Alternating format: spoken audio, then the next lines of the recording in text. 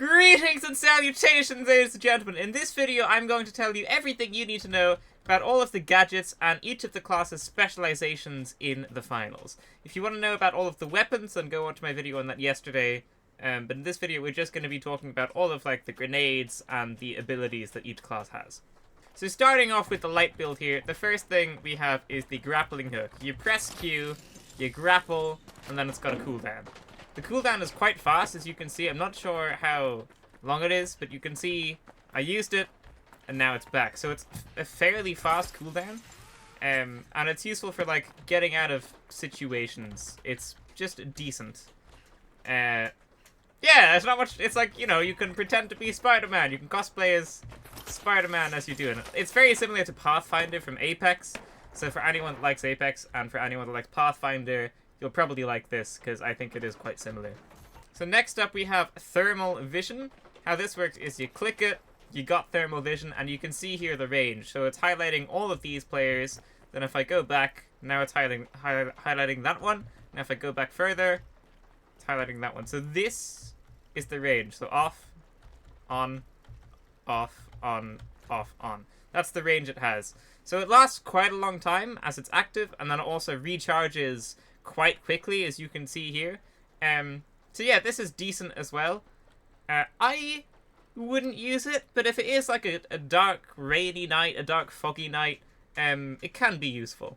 Next up we have the stun gun. So you shoot this, it does a tiny, tiny, minuscule amount of damage to enemies, I believe. But its main thing is that it prevents them from using any of their abilities, and also it makes them move very slowly. So this is handy for if you want to stun someone so they can't move, and then you just destroy them with whatever gun you have. It's quite handy if you're 1v1ing someone, because there isn't going to be much they can do to get out of it. But if it's like a 3v1 and you stun one person, and then you like try and focus them, it can still be quite handy. This is certainly decent. Alright, next up we have the breaching charge, and this is mainly for blowing stuff up. As you can see, it does a lot of damage to structures. It took one breaching charge to get through that wall there. But I'm also going to use it against this heavy enemy, like so, and you can see it does a lot of damage if it hits an enemy directly as well. So its main purpose is for getting through a building. If there's like a vault above you and you want to break the floor so you can get access to the vault, it's good for that. But also it does do a lot of damage to enemies, so you can use it offensively as well. So it's not a bad thing to have. Okay, so next up we have the cloaking device. This basically just turns you invisible. You press Q, you're invisible. Interesting about this is you can disable it and activate it whenever you like. And then the cooldown... So if I use it for like 3 seconds, 1, 2, 3, and then stop, 1, 2, 3 seconds it takes to recharge as well. It might be a bit longer, but I think it takes around the same time to recharge. So the longer you use it for, the more it has to recharge. So you can use it for as long as you like, but you have to be wary of that. So this is good. If you're standing completely still, it can be very, very hard to see you. But then if you're moving a little bit easier to see you. And then if you're sprinting, it's a lot easier to see. The thing that gives this away most of the time isn't actually the sight, it's actually the audio. The audio effect for this is very loud, especially if the enemy using it is very close to you. And that's often how you can like kind of know someone is there, and then you can try and look for them more specifically since you know they're invisible. So I would definitely recommend listening out for the audio cue, and then it's going to be a lot easier to spot someone like this. Then we have the proximity sensor. You throw it, you can see enemies behind walls. Interestingly about this, I don't think it works on these practice dummies. It doesn't seem like it's working on these practice dummies anyway, and I did try it yesterday as well. Didn't work yesterday either. But normally what happens is you throw it, and if someone is close to it, you'll be able to see them through walls. That's what it does. You have to take my word on that one. Next up, we have the smoke grenade. You throw it, bam, there's smoke. If you go into it, you can't super see anything until you get out of it again.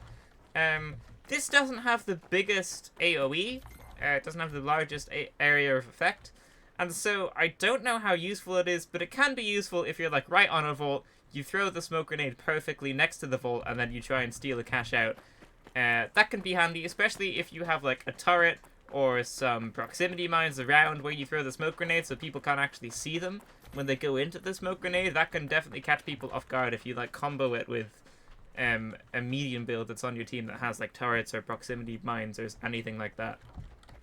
Next up we have Incendiary grenades. These ones are pretty self-explanatory. You throw the grenade blows up. It starts off with a very small AoE, and then the fire spreads a little bit. This does damage over time to anyone that's inside of it. This can be annoying, and it can definitely cause large amount of stress when you're trying to play against it, because you're like, oh my god, I'm on fire, I'm taking damage over time. So it can be quite stressful to play against, and it is decent enough. I think it causes people to panic more than anything else, which can be useful. It's also obviously extremely useful if you throw one and they're already low. So if I throw one, they're kind of low, I shoot them a little bit, and now they're going to die from the fire. So it can be handy as well for like finishing someone off, or starting off with that and then shooting them, so you can try and like ensure you get the kill. It is quite handy.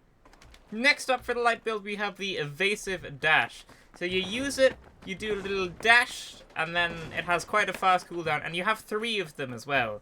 So you can go like 1, 2, 3 really quickly. I'll show you now. So you can just use them all at once to get to somewhere quite quickly, which can be handy. Another thing about this is you can use it for verticality as well. So if I go into this house and I go upstairs, so that's inside this house, and there's a team coming through over there, and I want to get out of here as quickly as possible without them following me. Most people will jump out the window, then go downstairs, and then the other team would kind of be expecting that. So what you can do with this is a neat little trick. So you can jump out and then use the evasive dash to get on top of the roof. So you can use it for a decent amount of verticality as well, and I've seen quite a lot of people use it for that. And it can definitely kind of confuse opponents for a hot second. It certainly is good. I think all of the light's abilities are quite useful. I think the grappling hook is the least used. And I think the cloaking device and the evasive dash are both used kind of the same amount. But I think they're all quite good. I wouldn't, judge anyone if they wanted to use any particular one. Next up, you have the goo grenade. This is quite similar to the pink goo barrels you find. You throw the grenade, it creates a wall of goo. That's pretty much it. That's all there is to that one. Next up, we have the frag grenade. It's just a frag grenade. You can't cock it though. So in most games you can cock frag grenades. You can't cock it in this one. You throw it, it goes bang. It takes 2 shots to kill a medium build. It does a decent amount of damage. I'll use it against a heavy here. So as you can see, it almost does half of a heavy's damage. Half of a heavy's health, rather. So it does do a very decent amount of damage, and it is good if you want to like lob one into a window or something. If there's someone inside a building where there's a vault, you can just throw it in, and it is quite easy to use. Next up, we have the gas grenade. This is quite similar to the incendiary grenade, but it makes gas instead. So you throw it, and then gas happens. It has quite a large AoE, and I think it does more damage than the incendiary grenade, so it is good for that. So yeah, that's it. Basically, it's quite similar to the incendiary grenade, or the smoke grenade rather, but it actually does damage, whereas the smoke grenade doesn't do damage. Lastly, we have the flashbang and the glitch grenade. So the flashbang, I can use it on myself here. You throw it, it blows up, people can't see for a couple of seconds there. That's how long it should last, and then obviously if you don't hit it properly, it lasts for not as long. I think this should last longer. I don't think there's a lot of scenarios where this is useful. It only lasts a very short amount of time, even if I throw it like right next to myself. I was right on top of it, and it doesn't blind me for very long. I come back to my senses very quickly. I don't think this one is great. I think to buff it, maybe they should make it like a stun grenade instead, so it blinds you and also disorients you a little bit, makes your movement speed a bit slower or something. I don't think this is fantastic. And then the last thing for the light build is the glitch grenade. So you throw this, it blows up, you can't use any of your abilities or anything. You can still shoot. As you can see, you can still move around fine, you can sprint, you just, like if I try and equip my flashbang or any of my equipment, I can't do it until the effect is worn out. So this is definitely useful, it can be useful. Yeah, if there's like a light build that's trying to get away with an evasive dash or a grappling hook or something, they can no longer get away by using that ability. I think that's probably what it's most useful for like preventing someone from getting away. This definitely can be handy. Now onto the medium build. So first thing we have is the turret. You place it, it has a quick arming cooldown before it actually starts being able to shoot. then it starts shooting, and you can see that's how much damage it does there. So it takes a good while to kill an enemy. What's good about it is, well, firstly, you can pick it up and then place it somewhere else as you like, but it is also an excellent distraction. If you're in a fight, let's say I have a turret here, there's a vault, like, over here, and then I'm standing over here. Let's say a person runs through and starts shooting the turret because they see it and they're trying to get to the vault that's over there. I can just shoot the person from here while they're shooting the turret. It's very, very, very good as a distraction. And also, if someone is, like, quite low and they can't see the turret for whatever reason, then you will get the kill from the turret as well. It can help, like, finish people off too. Next up, we have the Zipline. So you take it out, and as you can see, this is the range it has on it. So from here, it goes up there. If I step back a little bit, it no longer... If I step back a little bit, it no longer goes up there. It just goes on the floor instead. So it has a very decent range. I don't think you can place zip lines in this practice arena. There's just a little thing that pops up. I'm not sure why. But normally you would be able to just ride that zip line like any normal zip line and get over there. It is very, very good for mobility. Next up we have the jump pad. You hop on it, you jump. It's pretty simple. You can also place it on walls, on a flat wall. You can place it. There's a lot of situations though in games where I haven't been able to place it on like a little bit rocky terrain. Like you can't place it near trees, you can't place it near... You just can't place it anywhere where there's a lot of stuff, but you can place it on like this rock here. Sometimes it's a little bit particular about where you can and can't place it, but like any flat surface you can always place it on. Next up we have night vision. This is very similar to the light's thermal vision. It just lights up people in dark places. That's basically it. It can be handy on like rainy or dark nights or foggy nights as well. This is the range. You can see people here. It highlights that person. Now it's going to highlight the person at the very end. This can be handy sometimes, but I think it would probably be better to be taking something else. Next up we have the Recon senses. You use it and you can like kind of just highlight enemies a little bit. Especially, I think it works through walls as well. So normally this would work through walls, but I don't think it works on these dummies so much. But I've heard that this is very, very good. I think it has quite a large range on it, and I think it highlights people through walls. And I think this one is quite good. You'd have to try it out in a proper game, because I don't think it super works in this practice range here. But I would recommend trying this out. Yeah, a sensory enhancement that makes opponents visible through structures for a limited time, weakens as distance increases. So I think it has very good range, and it also tells you that you can see opponents through walls. It just doesn't work in the practice range, but I would definitely recommend trying this one out. Next up we have the trekking dart, so let's go shoot this dummy over here. So let's shoot them. Now we can see them through this wall. So it lasts a decent amount of time, and it also has a not bad cooldown. You could use it every now and then. It actually lasts a long time. It's still going. Okay, it lasts the length of the cooldown. So I can shoot, and then until the cooldown has recharged, until I have another tracking dart to use, I can see that enemy through walls. So that's actually not bad at all. That's pretty decent. Yeah, that might be worth giving a shot at an actual game, actually. Next up we have the explosive mine. I'll throw it next to this dummy here. It has a small arming delay. When it starts beeping and when it turns blue, that's when it's been armed. And it's not going to blow up here because, again, these are just dummies. But if I shoot it, it will blow up, and you can see how much damage it does here.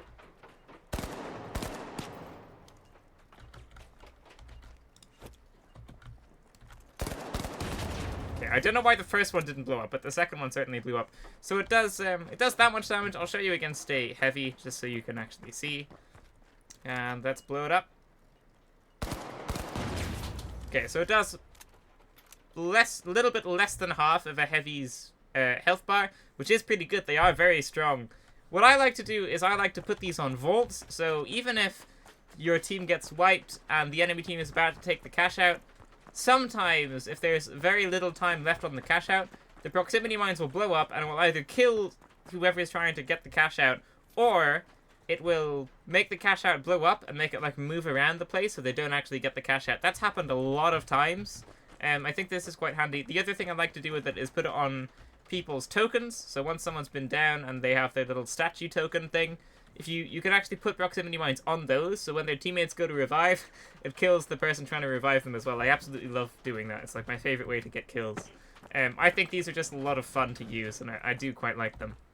Next up we have gas mines. These are quite similar to proximity mines. Has a small arming delay, starts beeping blue, and when you blow it up, instead of just blowing up, it blows up in gas. So they're very, very similar. Proximity mine is just like a big burst of damage, and the gas mine just does gas damage.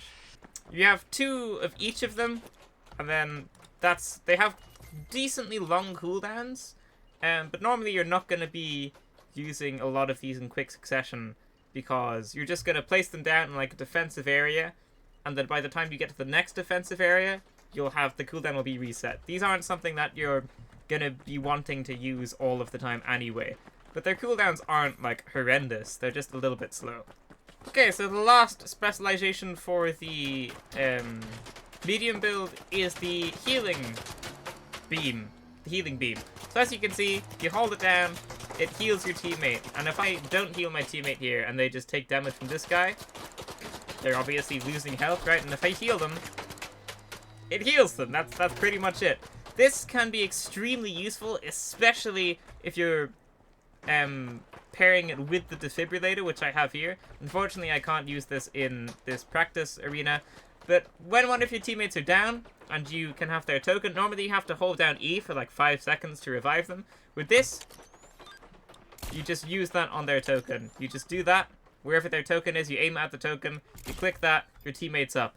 And when you use this, your teammate respawns with not so much health. So if you pair it with the healing beam, you can get them up, and then you can switch to the healing beam and heal them straight away so they're back to full really quickly. These two pair very, very, very well together. And the defibrillator is also great. Sometimes if you're in the middle of a fight and it's like a 3v2, you can just run to wherever your teammate's token is and just get them up really quickly and then continue the fight. It is very, very, very handy. The defibrillator is like amazing. I would recommend playing with it. Next up we have the sonar grenades. These are pretty useful as well. You throw them and then it highlights enemies. It doesn't work on the dummies again. But normally what happens, it would highlight any enemies that are in this range here. You can see it beeping blue. It is very handy. One thing with it is that when enemies are highlighted by the sonar grenade, it can be hard to actually see where they actually are. That's a little bit of a con to them. But it is extremely handy to know where people are. If you're in a building and you throw it in the building, you can see if they're above or below. You can see if they're running up or down stairs. It's very, very handy to have someone on your team have these grenades. Next up we have the glitch trap. This works similar to the glitch grenade, but it's just a mine that you throw down instead. So you throw it down, short arming delay, you shoot it to blow it up, but it's not actually blowing up. So the way that would normally work is just exactly the same as a glitch grenade, but it just blows up when someone is in near proximity. I can't actually test it here, but that's what it does.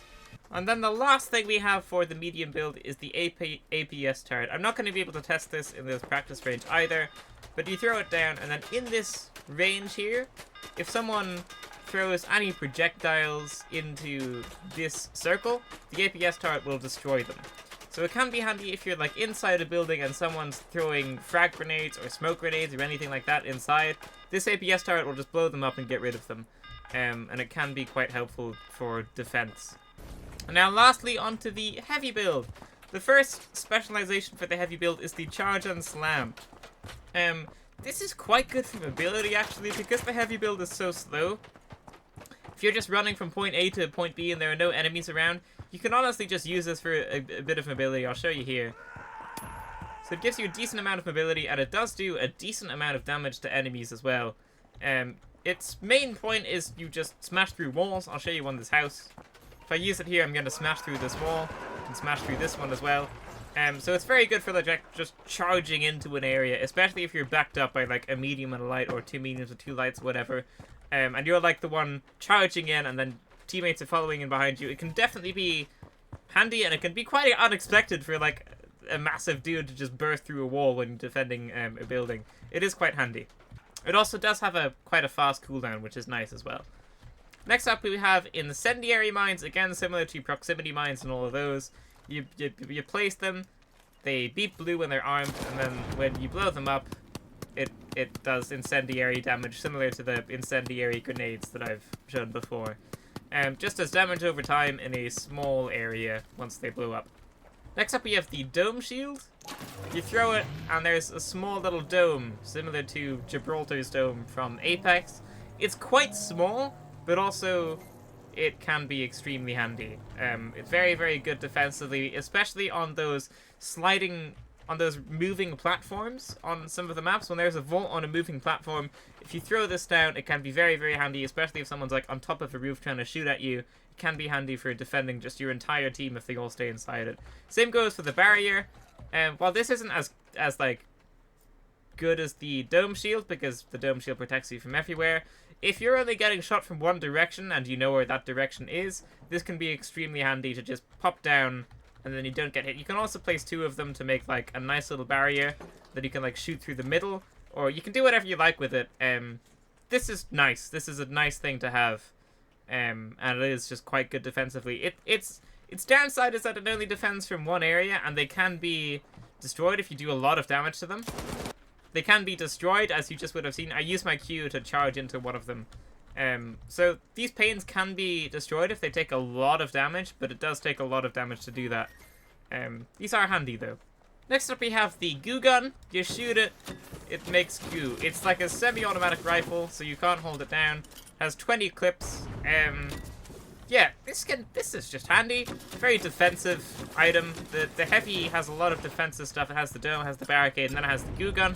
If you want to play like mega defensively and let your other teammates go like all out offense, then this can be good. It would be very good to have like the Goo Gun, the barricade, and the dome all on you.